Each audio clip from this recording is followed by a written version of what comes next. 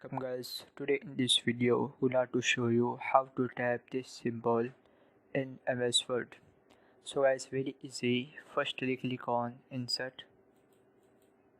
After click on symbol, click on more symbol. Type character code 00F1. After click on insert and click on close. That is. So guys, this is very easy and simple method if you want to type this symbol in MsWord. So first click on insert.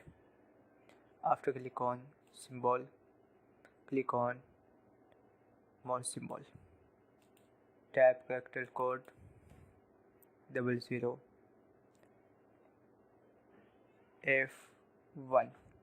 After click on insert, click on close. That is. So this is very simple and easy method. Thank you for watching this video. Please subscribe my channel for latest update.